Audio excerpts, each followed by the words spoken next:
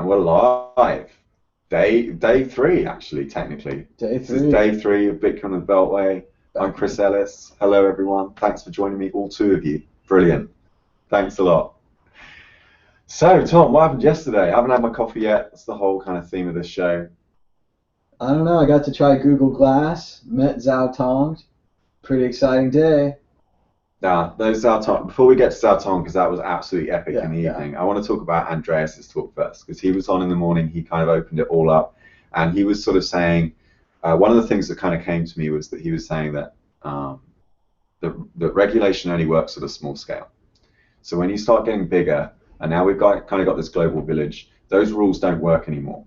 Because the problem with regulation and government is they just want a generalized rule book. They're not responding to each unique situation in a unique way. They're responding to every situation in a very general way. And so what works here doesn't necessarily work over there. And so you're going to need a really elegant, algorithmic regulation is what he kept calling it.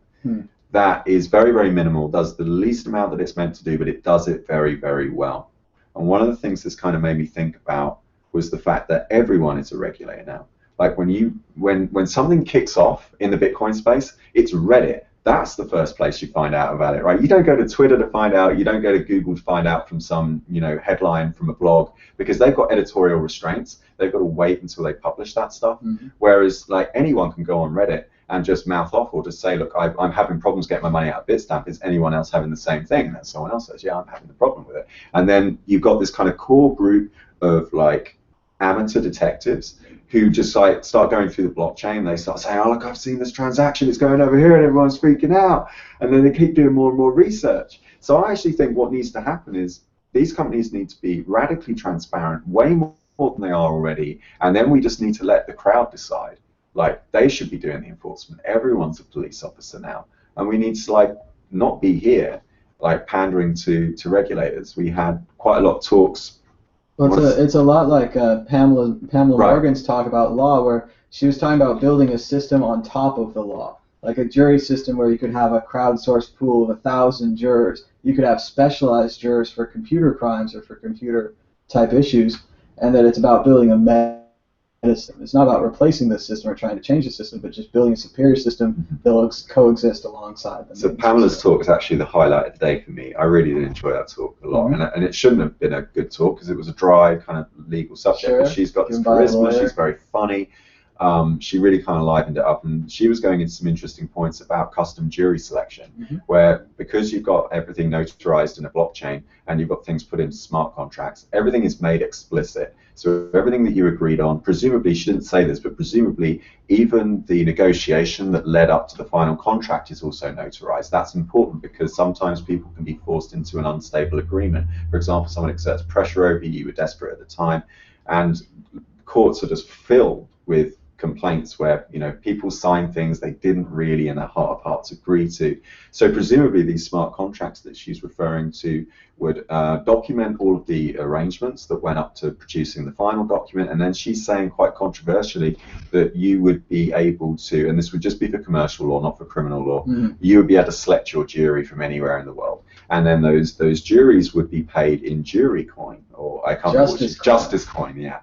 And the justice coin wouldn't have like necessarily a monetary component. It wouldn't be like paying someone to be a juror, because that could lead to conflict of interest. But she made the point when someone asked her that this would just give you time. So it would buy you some kind of legal, I don't know, avenue of some kind. Sure, you'd be able to buy something legal with it. Maybe they could force the lawyers to accept it as part of their vows. Right, maybe something like that. So I really did like what she was saying, and what I really liked about it was the philosophy of it, that one of the first things to ever emerge in any civilization is the rule and the laws. How should we govern ourselves? Like, even when you walk into a restaurant, the first thing you do is you look through the etiquettes, and you look for like, is this a place where I can eat with my hands? Is that kind of cool? And I really felt like she was talking about us giving birth to a new civilization. Right? This is actually a civilization a bit like Rome. Doesn't have any borders because it's an internet.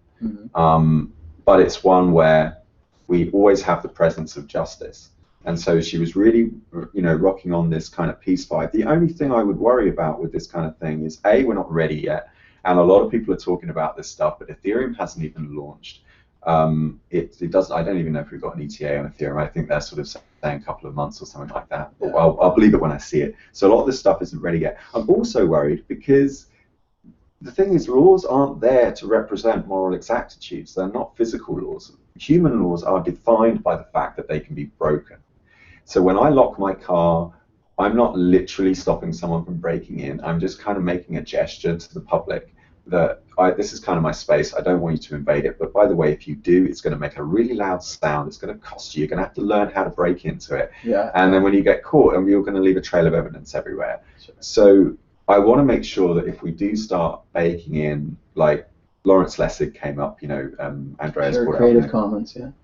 Lawrence Lessig, and his famous line that code is law. Yeah. And we spoke to Rob the other day with Marguerite and that video, and he was sort of saying like that's a bit silly because the law needs to be interpreted. It can't just be like the governments do where they that's what Pamela was talking about, is kind of executable law. Like instead of reading a contract, you'd have a series of drop downs that kind of hide the information.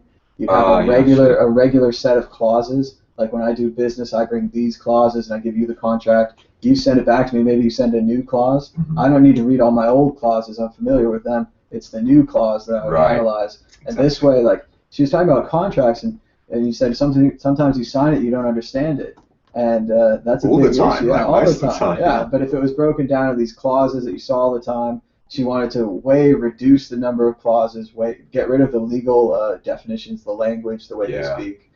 That was a very good point. So she used a really, really good analogy, which was everyone think of a pizza. Now some of you are thinking of a slice, now some of you are thinking of a whole pizza, and some of you are thinking thin crust, stuffed crust. And what she's saying is, like, everyone thinks they understand what they mean when they say a particular word. And actually the process of law, what she's talking about is turning law into a dialogue, so that it's not something that's final. No contract is ever finished. And I actually coined the term for it at the end, saying I think you should call this just-in-time justice, because it actually puts all of the burden before you enter the arrangement in the first place, rather than just kind of seeing it as a bit of a chore. So anyway, that was recorded. So I guess when that video comes out, I do recommend everyone checks out Pamela Morgan. There's also an interview that Midas Marty did with Pamela Morgan last week on World Crypto Network. So check that out. Yeah, you should definitely check. I think her company's called Empowered Law. Yep. So definitely check that out. I just want to quickly mention Vitalik, because we watched his talk. He was kind of laying into Bitcoin a little bit, talking about the 51% attack. Not everyone agrees with him. People were saying that he had a reason to lay into it. But what I do really like about Vitalik is the way he thinks and the way he expresses his thoughts in mathematical equations. Yeah. When he was trying to get us to understand the incentive structure of companies that produce mining equipment. Like Butterfly Labs was right there, and they were watching it like they were like, "Are we really making these decisions?" And it's like, he's basically mapped out your thought processes. He had it. He really had it. He had these equations. Like he even had an equation where he included that miners might like to mine as a hobby. That there's like a hobby aspect to this, and he put that in the equation as well. Everything was there. I took pictures of his slides on Twitter if you want to check that out at MadBitcoins. He also went to the factory, though, in China. He toured Shenzhen. Where 25% of the hash rate comes from, 25% of the script ASICs are made on the ground floor. And he said that if you ship an ASIC, it takes a week and you lose 10%. Right. So there's no reason to send these machines around the world anymore. They're going to sit in the factories eventually, is what he's leading to there. And we're going to have consolidation of hash power unless something changes. Yeah, so he talks about Dagger, the algorithm that he had worked on, and then he was talking about Cuckoo. He had the different ways to fight the ASICs. It was like memory-intensive ways. His final solution, which sounded concrete to me, was change the algorithm every block. I don't know if that's technically possible, but that idea seems to be that, because he was like, the only thing that'll work with that is a CPU, a general-purpose processor. Takes it all the way back from the beginning, maybe even back to Satoshi's one computer, one vote. Yeah, no, I really like it, because then you'd have to have you'd have to have an ASIC for every block. Yeah. That's there you go. The seven ASICs on one chip, the Pentium chip of ASICs. So, and then they'll add another one. I don't know. No, I think he's a really smart guy. It's another one I'd recommend, because often these videos don't come out until a few days after the event, and then you're not sure which one. So I'm just recommending for you. Now, Jeffrey Tucker. I just thought he was amazing. Dynamite at the beginning with the historical example. Gold, it has two big problems. It's heavy and it takes up space. Yeah.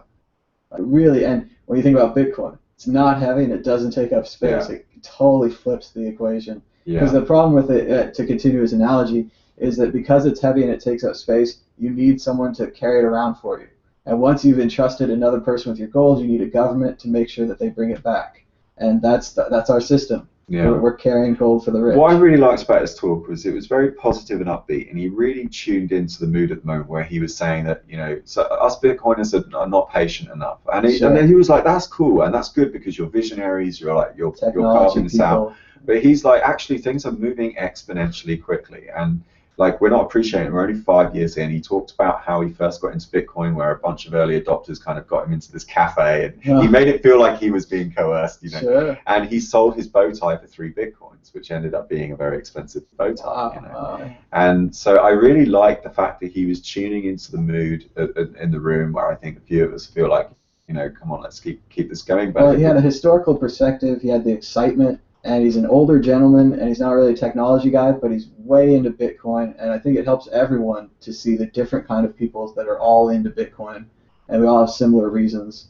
I also like the part where he was doing the singing. He did a little lesson. Oh, yeah. He talked about harmony, right? And he did a little Gregorian chant. Frederick Bastiat, he says that we should strive for global harmony. He's referring to economics, and I just thought that was brilliant. That was beautiful. Yeah, very well done. Great. Yeah, so originally music was just one note at a time. Was that monotonic? I don't know what it is. Oh, it was just the original. And scales. Then only with the cathedral did you have echo and reverberation, and then you got to experience more than one note at a time. So I don't know if that's true. It might be apocryphal. The harmony thing was pretty right. That's pretty amazing.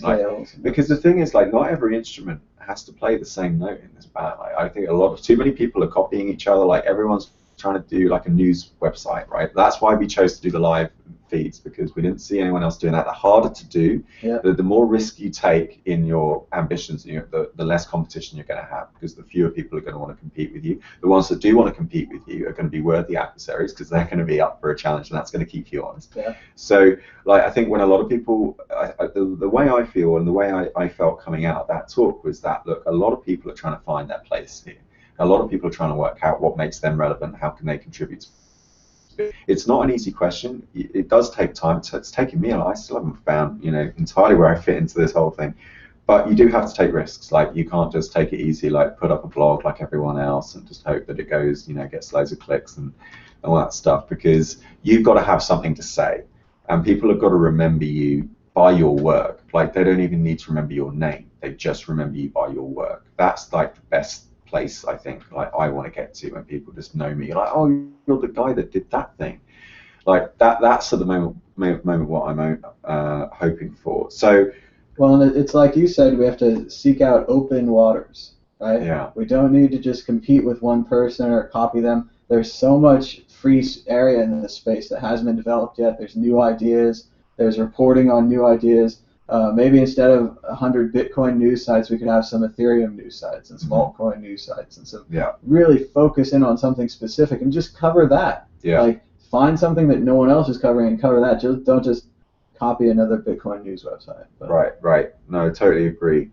So, talking of originality, to end the night, everyone went out for a meal. Yeah. And then we all got text messages we got this Sao Tong, he's on stage. The ballroom's empty. The ballroom's empty. Everyone basically, so Sao Tong did an amazing performance on stage, but everyone was out having food. So everyone rushed back. I saw Jason come back in a cab. We were running in. We got a pretty good crowd. We got a very good crowd. I filmed a little late, but I filmed it. I won't upload it to World Crypto Network, so I'll show it to the guys themselves, and I'll let them upload it to their channel. But then when we can tweet it out. We'll try to put some up. I'm still downloading video on my computer here. Yeah, like everyone's we don't have internet downstairs, so we have to come upstairs to upload it. So there's a little bit of latency there. But they were just brilliant, and what I really liked was just the way, again, a bit like Jeffrey, they just got it. They knew what to turn the crowd on with. Like the videos were up with their performances with all the words, so everyone was like singing along and like clapping and like the Gox thing, because like you were saying, like was not the same. That when that originally, like, You've Been Mount Gox, that was all to do with the DDoS attack in April 2013. But those same lyrics work even more now. Oh, it's so much stronger now. You just got Mount Gox. That song is maturing like a fine wine. Yeah. And all the things that are changing around it are making it even more relevant. But even when they did that, Then I Got High song, where it's like, and I still didn't buy. Yeah. Like, Bitcoin got to $30 and I still didn't buy. That was so great, because I was just talking to BTC Jam up in the bar, and we were kind of telling our stories about how we didn't buy, and they mined, and another guy did a bounty. He got some coins that way. Like, we all got into it slowly. You know, no one seems to be the one that bought early. I haven't met that person yet. But and if they're keeping quiet, they should keep quiet. I don't need to know. But so they were great. So they've got an album coming out. They were selling T-shirts. When was the album out? Soon. And they had a couple of new songs that they played I'd never heard before. Similar Bitcoin parodies. Good stuff. And then the Billy Joel Hold for the Longest Time. Yeah, that was good. Classic. And that's just going to keep getting better, people holding. And then, of course, the End of Silk Road, the Boyz II Men parody was just great. Totally brought down the house. Yeah. Everyone was psyched. And then Whitey Cracker performed after them. He was really good. He did Bitcoin Baron, a couple other songs. I loved all his. Is that Bitcoin Baron? Yeah, song? Bitcoin Baron's his song. Cool. And then he played it in the middle of the set. And then a bunch of great references in his songs. Zelda, the Snow Crash, like books that I've read that I don't think other people are into, that he was just making references to. I just got a really kick out of that. So. Yeah, the geeks are really inherent. Yeah, and of course we shouldn't really leave this without talking about Patrick Byrne. I mean, we already saw the talk like in Amsterdam, so it was basically the same talk, but I still enjoyed listening to it again, because he basically goes through philosophy, and he talked about Nietzsche, Kant, Hegel, Marx, you know, like even John Rawls at some point. And some of these, I'm amazed that people are like up for this, like they want to listen to this. People were way into it. I thought that the room was quiet. There's direct attention, and to have like an established CEO, an older gentleman, a Wall Street type guy, come to us and say that he's just excited as this about everybody else. He was totally on the same page. He followed Jeffrey Tucker, and it was a great choice because they were different styles, but they both completely agreed that this is the most exciting thing that's ever happened. One of the things Jeffrey Tucker said, going back to that, is he was talking about war and how bad all the wars were, and if only we'd had Bitcoin sooner. And there's this kind of historical lament. It wasn't just he didn't buy sooner, but we could have prevented all of this nonsense. So. Right, what was interesting was he said that historians were basically in the business of describing how we relate to money. Because when you talk about war, you're talking about a financial war. Absolutely. He's saying that all wars are financial wars. And I'm kind of coming around to this idea now, that it's all about depriving someone else of something that they've got so that you can have it instead.